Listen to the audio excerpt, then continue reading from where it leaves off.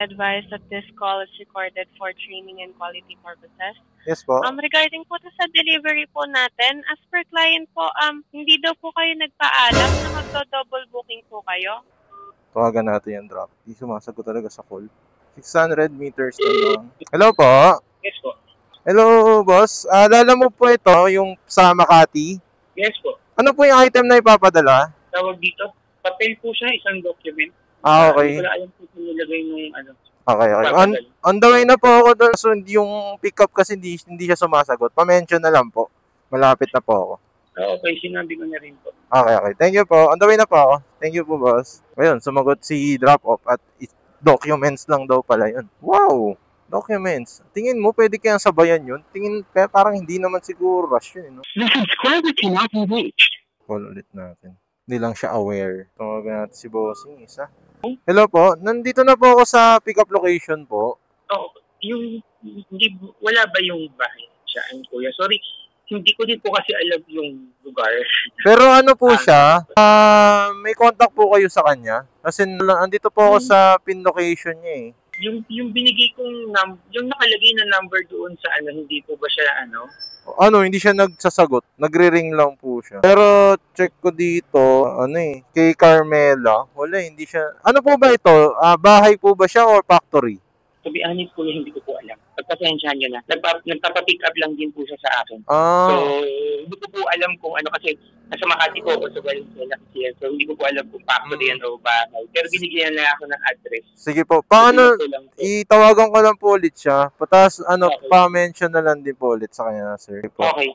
Thank you po. Uy, hassle to Po yan. Sa Saan po ba kayo, sir? Calypso Plastic Center? Apo, sinabihan ko na yung guard, papasukin po kayo. Okay. Sige po. Salamat. Ano po yung item, ma'am? Envelope lang po to. Parang documents lang. Okay na po, dito na po. Kanina pa daw ako hinihintay ni madam. At maski rin ako. Hinihintay ko rin siya. Kanina ko rin siya hinihintay. Kasi nasa labas lang ako. Wala sumasagot ng call.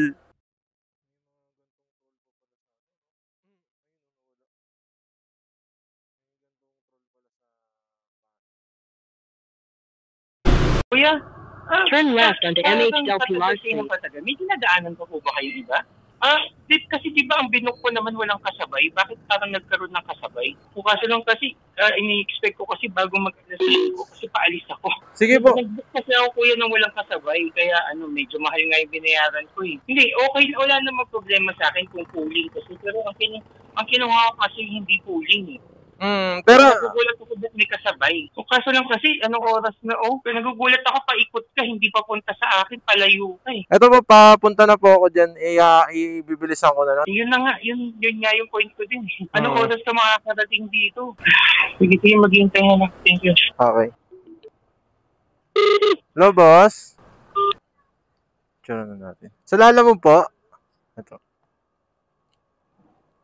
Kay Carlo, no? Ayan na po. 228, boss. 228. Okay, thank you. Tara na. Let's go na. Hindi naman na siya masyado nag-talk about something.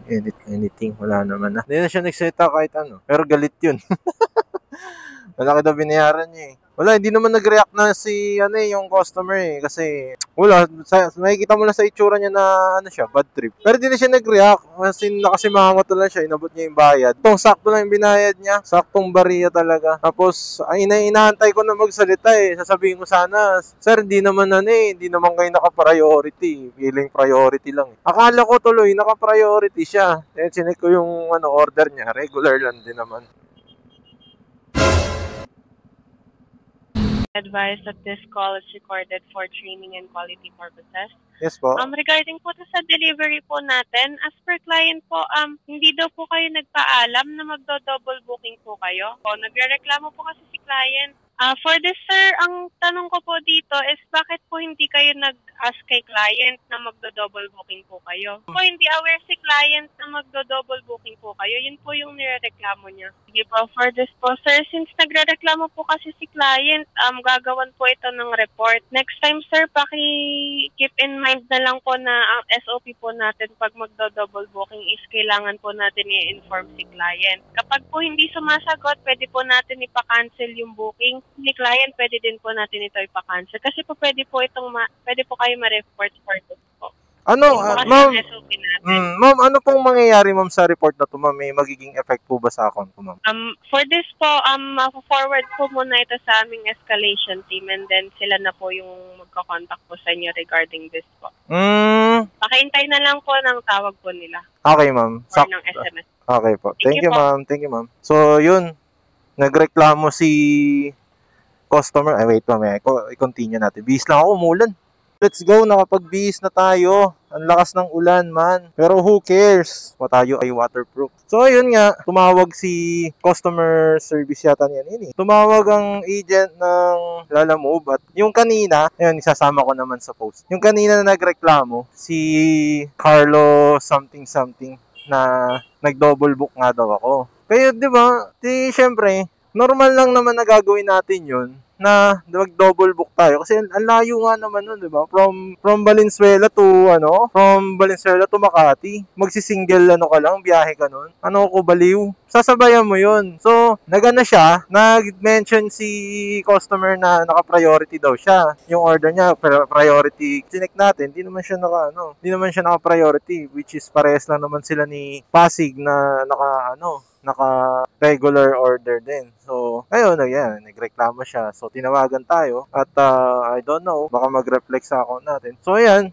first time yun, no? Hindi ko alam pero guys, ano kayo mangyayari, no? Magkano ba sa account ko to? Mababan ba ako? Diyos ko. O kaya magkakaroon ng ano ba ako? Madidismiss ba ako or masususpend? Putya, wala pa akong 2 weeks pa lang yata ako kay Lalamove nung nakatingin tayo ng ganyan. Ang unfair, no? Totoo lang unfair para sa mga rider to. Kaya wala naman akong pakialam kahit iban nila ako. Kahit ngayon na samahan ko pa sila. Grabe, no? Hirap maging rider.